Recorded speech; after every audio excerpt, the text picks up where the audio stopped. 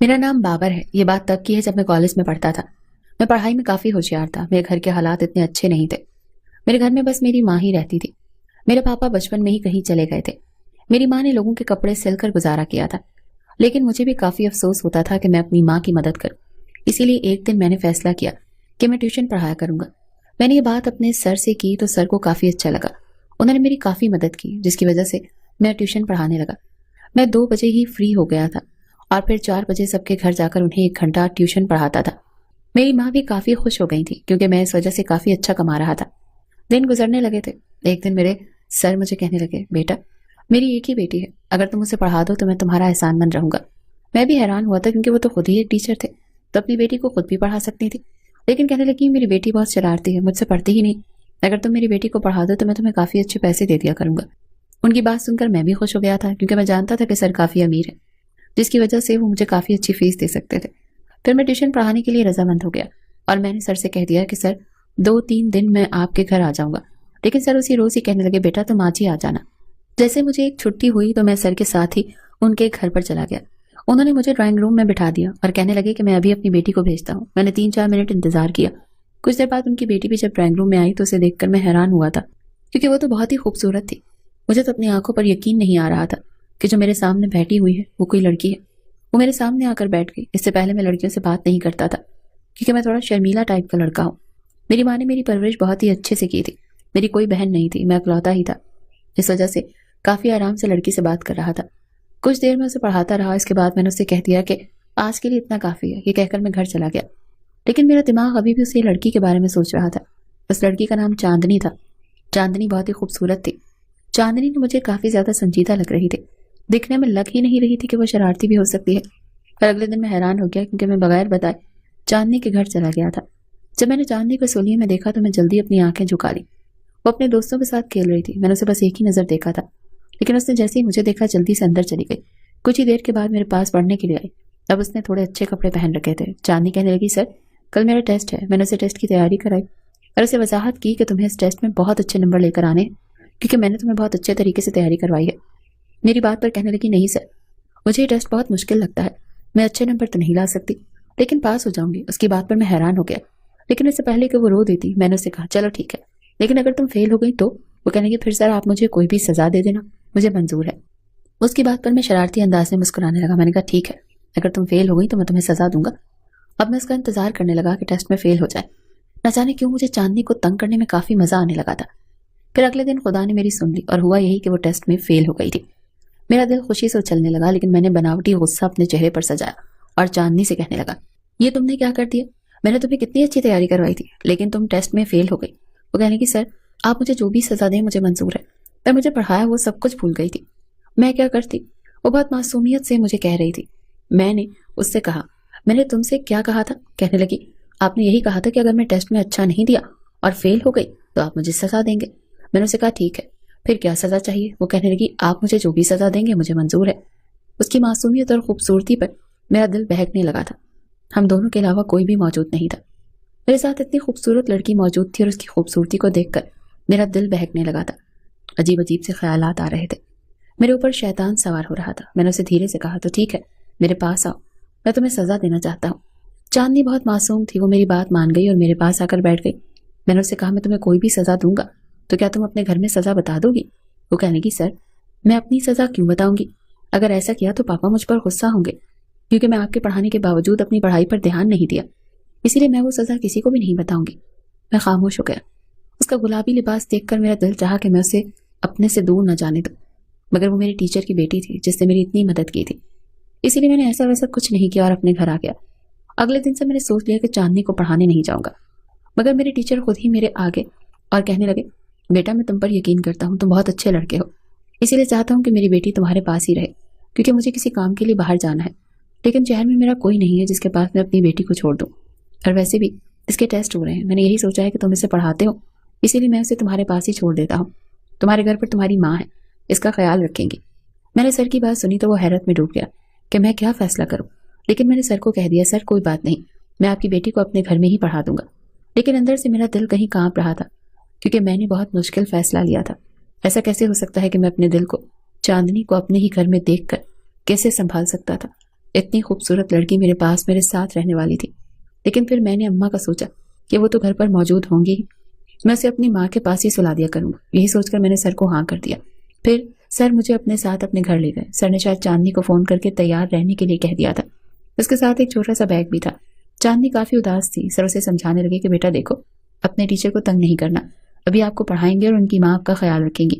میں ان پر اعتماد کر رہا ہوں، لیکن تم بہت شرارتی ہو، تم ٹیچر کو تنگ کرو گے اور وہ تمہیں ڈانٹ نہ دے، اسی لیے میں چاہتا ہوں کہ انہیں تنگ مت کرنا اور وہ جیسا پڑھائیں ویسا ہی پڑھنا، جو وہ کہیں ان کی بات کو ماننا، وہی کرنا جو تمہارے سر کہیں۔ چاندنی کہنے لگی ٹھیک ہے بابا، میں سر کو شکایت کا موقع کبھی نہیں دوں گی اور ان کو تنگ بھی نہیں کروں گی۔ اس طرح میں چاندنی کو اپنے گھر لے کر چلا گیا۔ میرے پاس کوئی گاڑی تو نہیں تھی، میں موٹر سائیکل پر تھا، اسی لیے چاندنی کو اپنے پیچھے بٹھایا اور اس کا بیگ میں نے اپنے آگے رکھ دیا۔ چاندنی کافی آرام سے بیٹھ گئی تھی۔ اس نے ایک ہاتھ میرے کاندھے پر رکھ دیا تھا تو مجھے کچھ عجیب سا محسوس ہونے لگا۔ میرا دل عجیب انداز میں دھڑک رہا تھا۔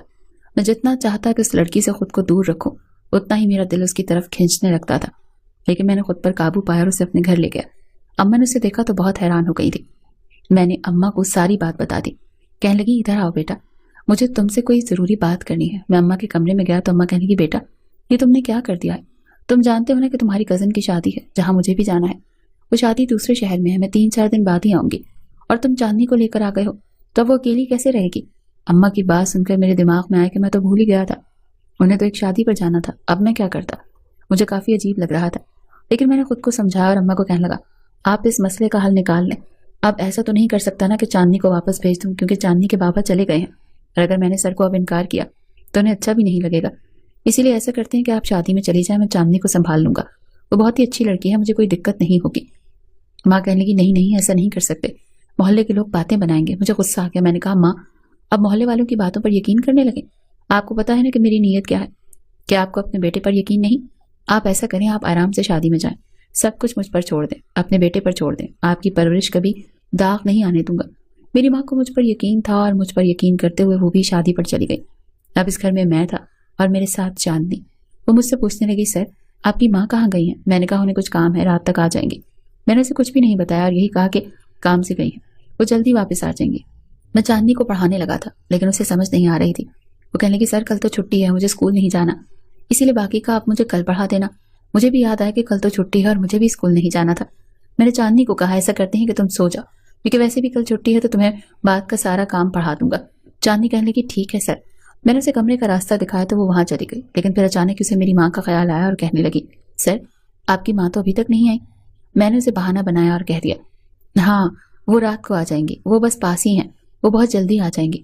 اسے میری بات پر یقین آ گیا، لیکن اندر سے میں بھی پریشان ہو گیا تھا، کیونکہ مجھے اب لگنے لگا تھا کہ مجھے ایسا نہیں کرنا چاہیے تھا، مجھے اسے جھوٹ نہیں بولنا چاہیے تھا، لیکن میں مجبور تھا، نہیں چاہتا تھا کہ چاندنی کو پتا چلے کہ اس گھر میں ہم دونوں اکیلے ہیں اور اس کے دل میں میرے لیے بدگمانی پیدا ہو جائے۔ وہ اپنے کمرے میں جا کر لیٹ گئی تو میں بھی اپنے کمرے میں آ گیا۔ میں گہری نیند میں تھا کہ تبھی مجھے ایسا لگا جیسے اچانک آدھی رات کو میرے کمرے کا دروازہ کھل گیا۔ میرے کمرے میں اندھیرا تھا، مجھے ایسا محسوس ہوا جیسے کوئی میرے بستر پر آ کر لیٹ گیا۔ یہ دیکھ کر تو میرے ہوش اڑ گئے۔ اچانک مجھے چاندنی کا خیال آیا۔ میں نے جلدی سے اپنے کمرے میں موجود ہلکی لائٹ آن کی، لیکن جیسے ہی میری نظر چاندنی پر گئی تو میں حیران رہ گیا۔ میں نے کہا چاندنی یہ کیا حرکت ہے، تم یہاں پر کیا کرنے آئی ہو؟ اپنے کمرے میں جاؤ۔ وہ کہنے لگی سر برا مت ماننا، لیکن مجھے اندھیرے میں اور اکیلے میں سونے کی عادت نہیں، میں کبھی اکیلی نہیں سوئی، جب بھی سوتی ہوں پاپا کے روم میں ہی سوتی ہوں، میں نے اپنا بیڈ پاپا کے روم میں ہی لگا رکھا ہے، اور اگر میں غلط نہیں ہوں تو میں یہ بھی جانتی ہوں کہ اس گھر میں میرے اور آپ کے علاوہ اور کوئی بھی موجود نہیں ہے، لیکن میں کیا کروں، مجھے اکیلے گھر میں ڈر لگتا ہے، میں اکیلی نہیں سو سکتی۔ میں نے اس کی بات سنی تو اس کے پاگل پن پر میرا جی چاہا کہ اپنا ہی سر دیوار پر مار لوں۔ یہ کیسی لڑکی ہے جو میرے ساتھ رہنے میں شرم محسوس نہیں کر رہی؟ میں نے اسے کہا چاندنی تم اتنی چھوٹی بھی نہیں ہو، تم تو جانتی ہو نا ہم دونوں ایک روم میں نہیں رہ سکتے، ابھی یہ بھی مجھے تمہیں سمجھانا پڑے گا۔ وہ کہنے کی میں جانتی ہوں لیکن میں کیا کروں، میں مجبوری میں ہوں، میں کبھی بھی اکیلے نہیں سوئی ہوں، میں بہت دیر سے اکیلے روم میں سونے کی کوشش کر رہی تھی لیکن مجھے بہت ہی زیادہ ڈر لگ رہا تھا، میں بہت مجبوری میں آپ کے کمرے میں آئی ہوں۔ یہ کہہ کر وہ رونا شروع کر چکی تھی، اس کی آواز مجھے اندر تک بے چین کر رہی تھی۔ میں نے جلدی سے کہا چل چپ ہو جا، میں کوئی حل نکال لیتا ہوں، لیکن مجھے کوئی حل نظر نہیں آ رہا تھا۔ میں نے مجبوری میں اسے اپنی جگہ دی اور وہ بیڈ پر سو گئی اور میں نیچے زمین پر کمبل بچھا کر سو گیا۔ میں اندر ہی اندر خود کو ڈانٹ رہا تھا، میرے دماغ میں یہ بات آئی کیوں نہیں کہ اماں شہر سے باہر جا رہی ہیں، وہ گھر پر نہیں ہوں گی تو میں کبھی بھی چاندنی کو اپنے پاس نہ لاتا، لیکن اب چاندنی مزے سے میٹھی نیند سو رہی تھی جبکہ مجھے زمین پر نیند نہیں آ رہی تھی۔ بار بار میری نظر اس کے اوپر اٹھ رہی تھی اور میرے جذبات بے قابو ہو رہے تھے۔ میں نے جیسے ہی تیسے خود پر قابو کیا تھا، لیکن میں نے سوچ لیا تھا کہ اب آگے مجھے کیا کرنا ہے۔ اگلے دن مجھے کافی غصہ آ رہا تھا۔ چاندنی جلدی اٹھ گئی تھی، اس نے لائٹ آن کر دی۔ میں نے اسے غصے سے کہا کہ یہ کیا حرکت ہے؟ میں نے فیصلہ کر لیا تھا کہ میں اب اسے ڈانٹ کر ہی رہوں گا، اور اسے اتنا ڈانٹ دوں گا کہ اسے پتہ چل جائے گا کہ اس نے کیا کیا ہے۔ اس طرح جیسے ہی میں نے اسے پڑھانا شروع کیا تو میں نے اسے کافی ڈانٹا۔ میں نے اسے جان بوجھ کر مارا تھا تاکہ رات کو وہ میرے قریب پھر سے نہ آئے۔ میں نہیں چاہتا تھا کہ جذبات میں آ کر میں کوئی غلط قدم اٹھا لوں۔ چاندنی بھی سمجھ گئی تھی، بڑی بڑی آنکھوں میں آنسو بھر کر کہنے لگی، ٹھیک ہے، میں اب آپ کو کبھی تنگ نہیں کروں گی، میں بس اپنے گھر چلی جاتی ہوں۔ لیکن میں بھی مجبور تھا، میں اسے واپس نہیں بھیج سکتا تھا۔ 3 دن ایسے ہی گزر گئے تھے، مجھے بہت برا لگ رہا تھا۔ لیکن اس کے بعد چاندنی نے اپنے پاپا کو بتا دیا، لیکن سر نے مجھے کچھ بھی نہیں کہا تھا۔ وہ تو بلکہ شرمندہ تھے اور کہنے لگے کہ میں معافی چاہتا ہوں، میں جانتا ہوں کہ میری بیٹی شرارتی ہے، وہ کوئی ایسی حرکت ضرور کر دے گی۔ میں نے سر کو کہا کوئی بات نہیں، میں جانتا ہوں چاندنی ابھی نادان ہے، اسے سمجھ نہیں تھی۔ پھر چاندنی اپنے گھر چلی گئی۔ اگلے دن میں اسے پڑھانے گیا تو سر نے کہا کہ اب چاندنی تم سے نہیں پڑھے گی، اس کے لیے کوئی اور لڑکے کا انتظام کروں گا جو اسے پڑھائے گی، اور تبھی وہ اس سے ڈر کر پڑھے گی۔ اس طرح میں مجھے دل کے ساتھ گھر آ گیا۔ کتنے دن ایسے ہی گزرتے رہے، میرا دل کہیں تڑپ رہا تھا۔ دل میں دبی ہوئی چاندنی کے لیے محبت پھر سے مچلنے لگی تھی۔ میں چاندنی کو روز ہی دیکھتا تھا، اس کے پاس ہمیشہ 3-4 لڑکے ہوتے تھے جو اس کے دوست بن گئے تھے، اور یہ چیز مجھے بہت بری لگ رہی تھی۔ مجبوراً ایک دن میں چاندنی کے پاس گیا اور اسے کہنے لگا، کیا تم نے مجھے پہچانا؟ اس نے میری بات کا جواب نہیں دیا۔ میں بہت غصے میں آیا، اس کا ہاتھ پکڑ کر ایک طرف لے گیا۔ وہ کہنے کی یہ کیا حرکت ہے؟ میں نے اسے کہا جب تم مجھے ایسے نظر انداز کرو گی تو میں یہ سب کرنے پر مجبور ہو جاؤں گا، اس لیے چپ چاپ میری بات سنو۔ چاندنی کہنے لگی، میں جانتی ہوں میں نے تمہیں بہت تنگ کیا تھا۔ اس کی بات سن کر میں حیران ہو گیا۔ میں کہنے لگا، میں نے تمہیں پڑھایا، کیا تم اس کا بدلہ ایسے لوگی؟ تم مجھ سے بہت عزت کرتی تھی، لیکن اب مجھ سے ایسے بات کرو گی؟ وہ کہنے لگی، ہاں، اسی وقت تم میرے سر تھے، لیکن اب تم میرے کچھ نہیں لگتے، اور جن کو میں نہیں جانتی میں ان سے ایسے ہی بات کرتی ہوں۔ میں بہت پریشان ہو گیا تھا کہ اس سے کیسے معافی مانگوں۔ پھر ایک روز میں نے اس سے معافی مانگ لی۔ میں نے اسے کہا اس وقت میرا تم پر غصہ کرنا بہت ضروری تھا، اگر میں تم پر غصہ نہیں کرتا تو بہت غلط ہو جاتا۔ میں عمر کے جس نازک حصے میں تھا وہ عمر بہت ہی نازک ہوتی ہے، ذرا سی غلطی ہم دونوں کو برباد کر کے رکھ دیتی، اسی لیے مجبوراً مجھے تم پر غصہ کرنا پڑا تھا اور تم پر ہاتھ اٹھانا پڑا، کیونکہ یہ کوئی چھوٹی بات نہیں تھی کہ ایک جوان لڑکا اور ایک لڑکی اس طرح اکیلے کمرے میں سوئیں۔ میں بھی ایک مرد تھا، کب تک خود پر کنٹرول کرتا؟ میں نہیں چاہتا تھا کہ میں تمہارے ساتھ کچھ غلط کروں، اور سچ تو یہ ہے کہ میں تمہیں دھیرے دھیرے چاہنے لگا تھا، تم سے محبت ہو گئی تھی۔ میری بات سن کر وہ خاموش رہی، کچھ بھی نہیں بولی، لیکن اس کی آنکھوں کی چمک مجھے بتا گئی تھی کہ میری بات سن کر وہ خوش ہوئی تھی۔ شاید وہ بھی مجھ سے محبت کرتی تھی۔ وہ چلی گئی تھی، میں جانتا تھا کہ شاید اسے غلطی کا احساس ہو جائے گا اور وہ مجھ سے معافی مانگنے آئے گی۔ پر دن ایسے ہی گزرتے رہے، چاندنی تو میرے پاس آئی ہی نہیں۔ کچھ دن ایسے ہی گزر گئے۔ ایک روز کسی نے مجھے آواز لگائی، جیسے ہی میں نے پیچھے دیکھا تو چاندنی تھی۔ وہ میرے پاس آئی اور کہنے لگی، مجھے معاف کر دو، مجھے یہ سب نہیں کرنا چاہیے تھا، لیکن میں کیا کرتی؟ مجھے آج تک کسی نے ایسی بات نہیں کی تھی جس طرح تم بات کرتے ہو۔ تم نے مجھے پڑھایا، اس کا بہت بہت شکریہ، لیکن میں بہت غصے میں تھی۔ میرے پاپا نے کبھی بھی مجھ سے ایسے تیز لہجے میں بات نہیں کی تھی، لیکن تم نے تو جس دن مجھے ڈانٹا تھا تب سے میں نے فیصلہ کر لیا تھا کہ میں اپنے پاپا کو بتا دوں گی اور میں تم سے اب نہیں پڑھوں گی، اور میں نے سوچا تھا کہ اپنے پاپا سے کہہ کر کوئی دوسرا ٹیچر رکھوا لوں گی۔ اس کی بات سن کر میں تھوڑا سا مسکرانے لگا تھا۔ اگلے دن میں نے اپنی ماں کو اپنے رشتے کے لیے چاندنی کے پاپا کے پاس بھیج دیا۔ میرے سر کو بھی اس رشتے پر کوئی اعتراض نہیں تھا، خوشی خوشی سے رشتے کے لیے راضی ہو گئے۔